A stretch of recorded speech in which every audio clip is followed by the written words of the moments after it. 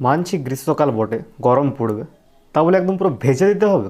আমাদের এখানে গ্যাসের খরচা কমে গেছে, হাঁড়িতে চাল জল দিয়ে উঠানে রেখে দিলে কিছুক্ষণ পর ভাত হয়ে যাচ্ছে। এমনি করলে কি করে চলবে? সরকার তো গরিব হয়ে যাবে, সরকার তো ভিখারি হয়ে যাবে। আর এই গরমে বারবার বিদ্যুৎ কেটে দেওয়ার কারণে বিদ্যুৎবাবু বিদ্যুতের অফিসে গিয়েছিলেন অভিযোগ জানাতে। সেখানে গিয়ে দেখেন ওইখানের কর্মচারীরাই হাত পাখা ঘোরাচ্ছে। সেদিন বাজারে আমার বন্ধু গরম সহ্য না করতে পেরে আধার কার্ড নিয়ে এটিএমে ঢুকে গেছিল এসির হাওয়া খেতে। বাজার এতই গরম, সিকিউরিটি গার্ড বলছে আধার কার্ড দিয়ে টাকা ছাড়া হয় না।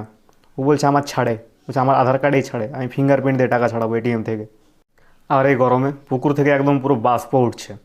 আমরা ফ্রিতে স্টিম বাথ নিচ্ছি, তো জলে নামলে মনে হচ্ছে চান করে নেই, সেদ্ধ হইতে এসছি এখানে।